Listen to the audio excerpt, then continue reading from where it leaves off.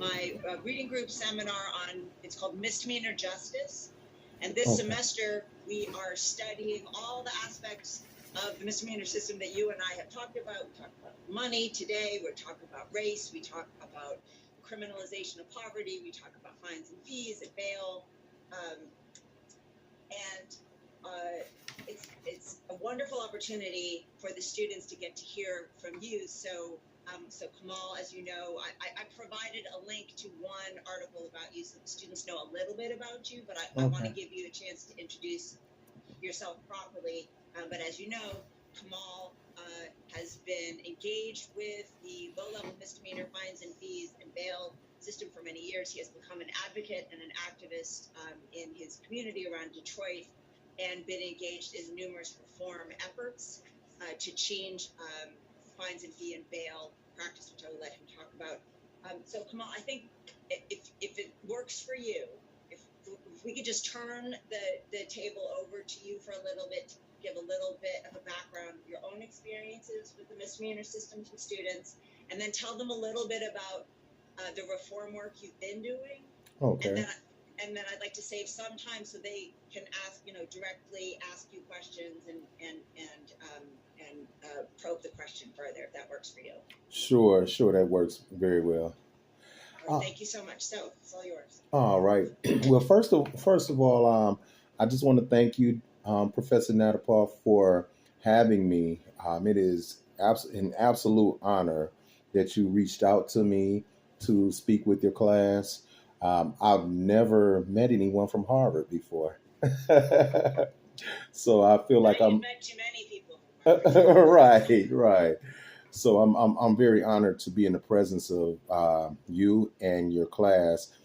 Thank everyone sitting on the panel right now for taking the time to listen to me and discuss with me regarding this situation and my situation and how it relates.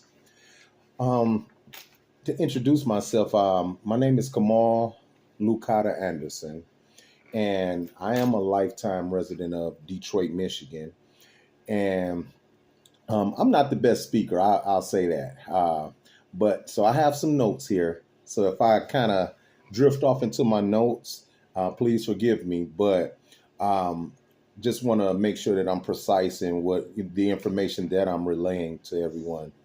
But like I say, my name is Kamal Lucata Anderson. I am a lifetime resident of Detroit, Michigan. And um, I like to take the time to give some insight into my experiences dealing with the misdemeanor side of the legal system and how it had a tremendously negative effect on my life, and also give a look at how my prior experience is a microcosm of what's going on with the countless individuals throughout America today and in the past as well. Um, I also want to just get off into a little bit of history about myself, just to give you some origins so that you all know um, how my situation relates. So, my experience with the misdemeanor system started when I was around 19 years old, back in the early 90s. And I'm 48 years old now. Uh, while I was driving to work in Grosse Pointe, Michigan, which is a suburb here on the outskirts of Detroit, I was pulled over by officers for what supposedly for a broken tail light. And it's the reason why I say supposedly, because that kind of delves into the origins of a lot of these misdemeanor stops, which in my case, in a lot of minority cases, racial profiling had a lot to do with it. And I could kind of talk about that a little bit later. But they stopped me for a broken tail light, and during that stop, they discovered that my insurance had lapsed, and they gave me a ticket for no proof of insurance. Keep in mind, I was only 19. I hadn't been stopped before. Um, I was unable to take off for work. I'm sorry, I was unable to take off work to go to court to pay the ticket, and my license got suspended, and a bench warrant was issued. And shortly after, I got pulled over in East Point, Michigan, for defective equipment. and I was arrested on a bench warrant along with driving with a suspended license, which I was unaware of. So that broken tail light, because I ended up getting the no proof of insurance ticket, which, like I say, these are misdemeanors. These are offenses that are, non-violent, victimless offenses. But these situations ended up getting me into a situation where the next time I got pulled over, I wasn't given a ticket. I was taken to jail. And so I ended up actually going to court, and I was given the option of paying $500 or doing 12 days in the county jail. And so I didn't have the $500 at that time, and I ended up doing 12 days in the county jail. Never had a felony in my life during that time until this day. Never committed a felony or any of those things.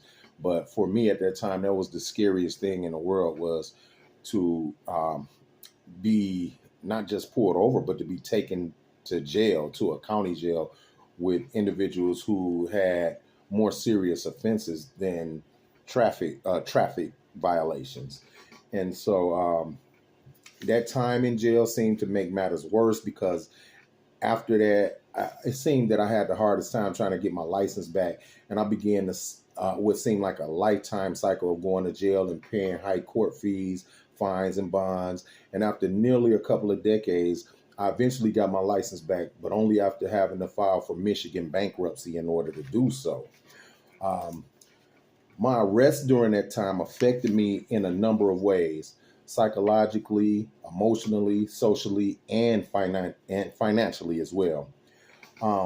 Psychologically, I began to suffer from bouts of depression and feelings of hopelessness due to the fact that, as a citizen who never committed or been charged with a felony, I've been continuously subject to incarceration and constant harassment by police officers, specifically constant racial profiling that once even led to me being physically brutalized by police in Taylor, Michigan, which is a city here in Michigan that it has a history of police brutality. Emotionally, my family life in particular, my marriage at that time, had become overconsumed with the fact that my license suspension was a looming barrier to me maintaining a normal life economically, especially since I was turned down for jobs because I didn't have a driver's license, even though they were jobs that didn't require driving. Once I was arrested and my car was towed in Madison Heights, Michigan, and the officers made my wife walk in 0-degree weather. And, that was really psychologically damaging, because once again, you're talking about a misdemeanor traffic violation that, that put me in a situation where, because I couldn't afford to pay the tickets, I was taken to jail once again. And then on top of that, my car was impounded, and my wife, the officers wouldn't even take my wife to the police station. They made her walk, and in 0-degree weather. And so that was very damaging. Socially, I was ostracized by people around me as an irresponsible, law-breaking criminal who couldn't seem to keep my life in order, even though my only issues were misdemeanor traffic offenses. Financially, I suffered tremendously from the time of each arrest, and my vehicle was immediately impounded each time, normally costing me between $120 and $150 for the tow, and an extra $11 to $15 per day that it was impounded. After being locked up and taken to court, I was regularly given the option to either pay anywhere from $500 to $1,500 in order to bond out, or serve 10 to 30, even 90 days in the county jail.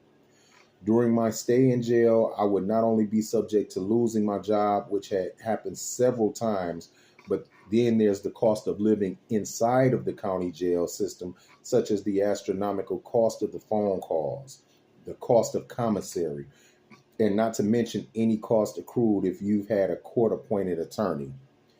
In fact, once while I was in Macomb County Jail in Michigan, I was served with a bill for about $700 for the amount of time that I was currently serving in that jail. And once I got out, I was unable to pay that bill, and it eventually showed up on my credit report, which had a negative effect economically as well for me. Coincidentally, I've even had a couple of friends of mine from various other states, such as Georgia, who said that in their states, they were put on probation and had to pay $100 a month for a year due to driving with a suspended license. Something I've termed as a poverty tax. And that's something that I've been speaking on lately is when, this whole system of penalizing people severely for misdemeanors and for traffic offenses and civil infractions and low misdemeanors and things like that. To me, it's a part of it's almost like a unwritten poverty tax system. Because it's like, it's easy to tax those who can't afford to pay, because that eventually, you're gonna be able to just keep on, harassing them for what they owe. And if they don't pay that, then you're just gonna keep taxing them more and more until it gets to the point where you just end up putting them in jail for the crime of not being able to afford to pay. And so what eventually happened was down the road here in the state of Michigan, I eventually was able to become instrumental in advocating for the implementation of HR 5699 and 5802. And I'm sorry, House Bill 5699 and 5802, which were passed last year by Governor Gretchen Whitmer. My testimony to the Judiciary Committee in support of these laws that were introduced, thanks to extensive research by the Jails and Pretrial Task Force, helped to change the legal traffic dynamic here in Michigan. So now, license suspensions have now been decriminalized and reclassified from a misdemeanor to a civil offense, and will no longer turn into a legal tailspin that lands otherwise law-abiding citizens in jail with exorbitant tickets and court fees that are nearly impossible to recover from. So in terms of the criminal justice system itself, I'm still kind of doubtful that under the current process of using ordinary citizens to generate a profit, that there will ever be any motivation to treat everyone fairly. And as long as there are poor minorities, and in particular African Americans, that are available to be profiled, harassed, and incarcerated over minor misdemeanors, this cycle of legal abuse will always be a fight that we as Americans must continue to take to task. So that's just a brief summary of my situation, and like I say, how it is a microcosm of what's going on throughout America.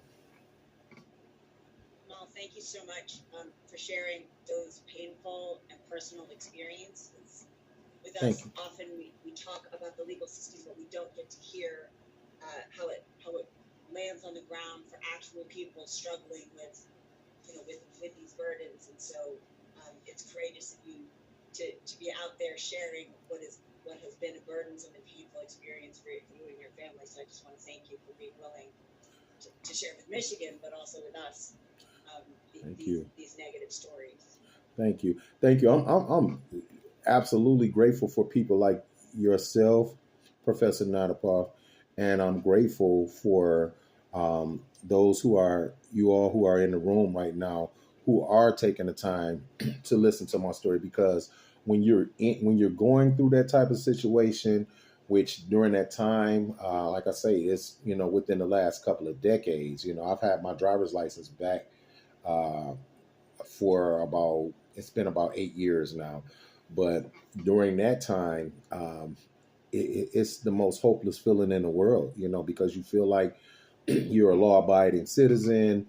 You have hopes of doing all the right things, within your means. We're all not always able to achieve life goals on the same economic level. That's just life, you know. So wherever you're at in life, the one thing you don't want to do is end up in jail because you can't afford to pay for a simple mistake that you made. It's just like if you were, if you didn't pay your um, student loans, and as soon as you came onto campus for your next class, instead of them saying, well, you have to pay your loan off before you start class, they immediately arrest you, you know, or they say if you don't have the money right then and there, then they arrest you and you end up doing 90 days in jail or something like that.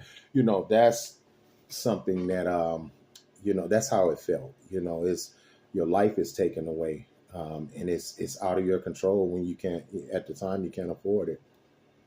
I want to make sure that the students get a chance to ask a question, so I'll just open it up. Anybody want to begin? Sure. Hi, thanks for speaking to us. My name is Dee. Can you hear me? Sure. I'm sorry. What's your name? Dee. D. Like the D. letter. Nice to meet you, D. Nice to meet you. I was wondering when in the process you started meeting other people who were trapped in the same cycle that you were, and just how that was for you to, you know, kind of connect with others in similar situations.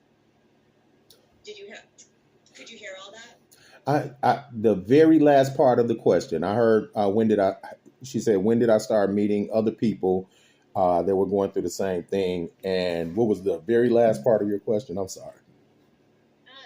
I think I was just rambling. That is the question. Yeah. Oh, okay. No, it's okay. It's okay. Well, I'll just say this. During the time that I was going through what I was going through, I knew several people that who had who I'm sorry whose driver's licenses were suspended, who had misdemeanor offenses that they simply couldn't afford to pay the fines or the fees, who couldn't afford to pay bail or bond, who were afraid to go to court because they were afraid to go to jail because of not having the money. And these are not people that were afraid that they were going to end up doing 10 years in prison. These are just people who were afraid that they were going to do maybe 20 days in jail over not having enough money.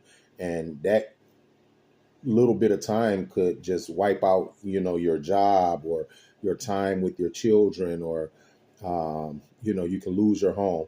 But so I knew several people that were going through those situations, but it wasn't until I'd say about 3 years ago when I saw an article in the Detroit Free Press that said that they were doing a panel at Wayne State University, and they were looking for people who were going through these type of situations to come down and speak, which it was the origin of how my situation kind of came to light. And once I got down there and I got on the panel and spoke, there were several people that spoke and were going through the same things. And I think that I would have known more people that were going through it. But when you're going through that situation, it's such a shameful, you feel ashamed at that time, because, you know, you just feel like you're made to feel irresponsible. So a lot of people don't talk about it, but now there's several people talking about it. And now that my situation is a catalyst for what's going on, I have so many people that have reached out to me about it. Thank you. You're welcome, D. Thank you. Hi. Thank you for sharing You your can just talk about it. Hi, I'm Srijana. I'm sorry, what's your name? Srijana. Striginal? Srujana. I've been practicing. Shr- Srujana. Shrujana. Okay. That's a wonderful name. Nice to meet you, Shrujana. I hope I'm pronouncing it right. You're doing it right. Okay.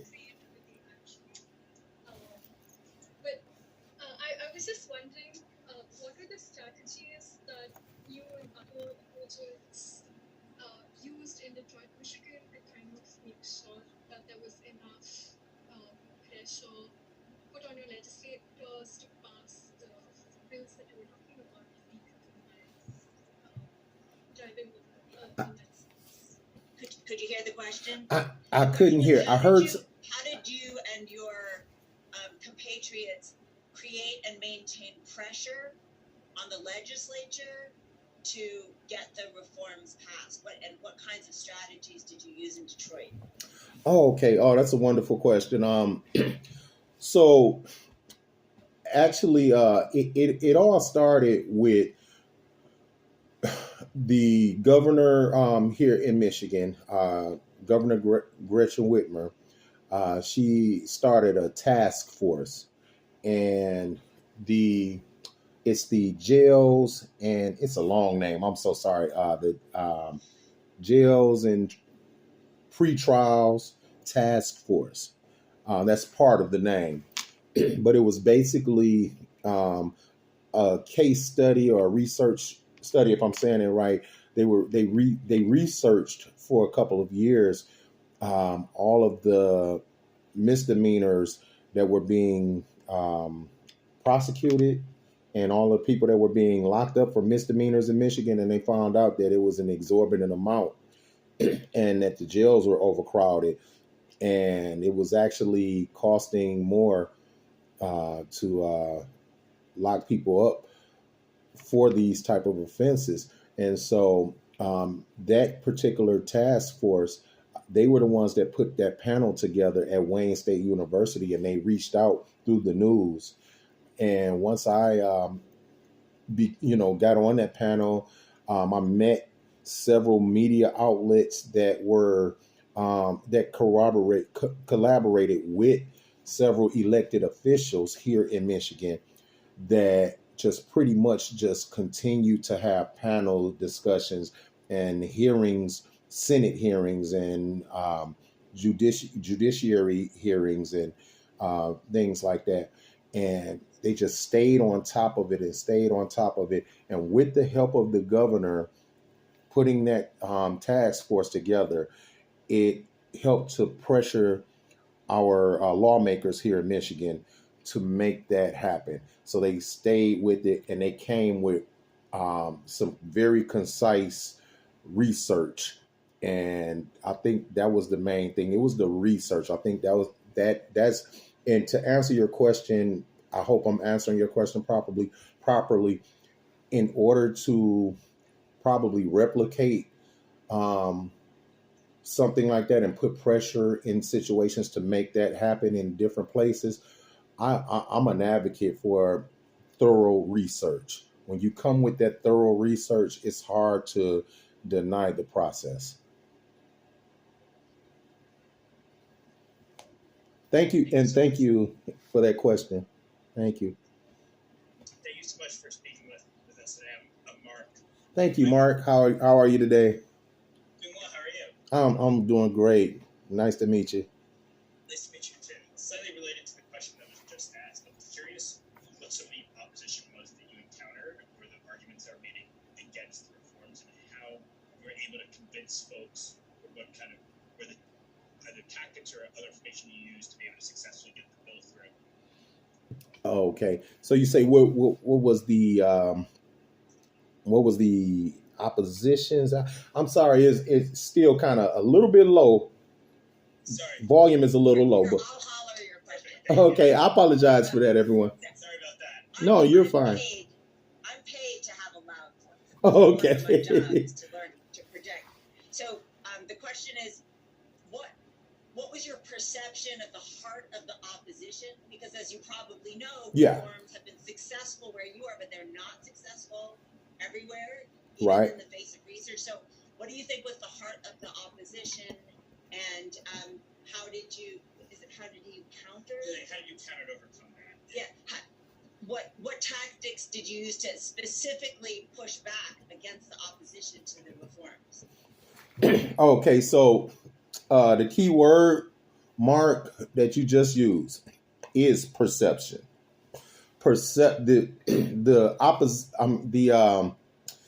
the one of the biggest issues that we encounter is the perception that why should we change these laws when our perception of those who break these laws are irresponsible individuals who deserve to pay for their crimes, which we consider crimes, okay? And what they considered crimes were just pretty much things that were they were nonviolent situations, and or not being able to pay. So that was one of the biggest oppositions.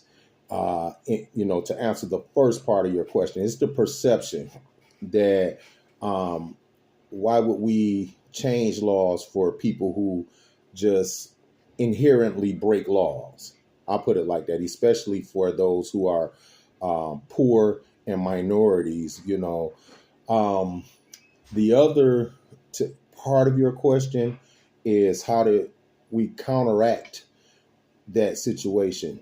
Well, that was now we go from perception to persistence. So that's it. It was simple persistence, collaboration, and thorough research. I'm sorry. The persistence of individuals who believed in changing these laws and decriminalizing these laws and reclassifying these laws from misdemeanors to less than civil offenses. And pretty much when you build up when you mobilize enough people to believe in one thing, eventually those who don't believe in it, they'll have to sit back and look at the research and say, you know what, maybe they're right. And that's what happened here in Michigan is you have people from a bipartisan perspective who all came together to make this happen.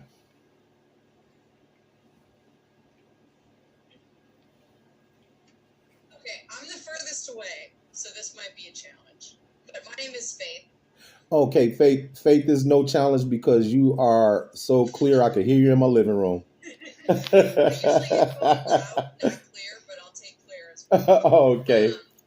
I was wondering sort of how you reached the conclusion that the policy you wanted was decriminalizing the license suspension over other policies that could have potentially gone through. And then the follow-up question would be like, what other reforms would you like to see? Okay. That's a good question. So keep in mind that I, by myself, didn't change any of these policies. I, once again, using the word microcosm, I am a microcosm of people who went through the situations that caused these policies to get changed. And so my role in this whole situation is an average citizen who went through this type of situation, and they needed my voice to be able to go to all of these different people, senators and lawmakers and politicians, law enforcement, and they needed someone like myself to be able to assist in giving a voice to a person that was going through this type of situation. The other side of it is, and I hope I answered your first question. I kind of lost track on that first. Can you repeat that first part of your question again? Yeah, I guess I might change it based on what you just said. Okay, go ahead. Do you feel like when the legislators were writing the policy, they were listening to your story and your input about what needed to change, or did they kind of come to you with a proposal and say, we need you to support this for us? No, they were listening to my story. That was the simple part of it from my aspect. They listened to my story, and they didn't come to me. and say, do you want this to to vote on this proposal or something like that? But it was my story that assisted in them being able to have some heart to the logic of the situation. And if that answers your question. And Yes. okay, now the second part of your question is what other was that, proposals or Just what other changes do changes? you think Okay. should happen? Okay. Actually, absolutely, I would like to see anything that is regarding laws that penalize people that just cannot afford to get past a simple mistake. So it could be, it could be anything. No one should be going to jail for littering one or two times and they can't afford to pay the $500 fine or something like that. Of course, we want to keep our communities beautiful, but it's not worth putting someone in jail for 30 days or 60 days because they couldn't afford to pay a $500 fine or a jaywalking ticket or things like that. So I would say overall, just anything that is a low misdemeanor civil infraction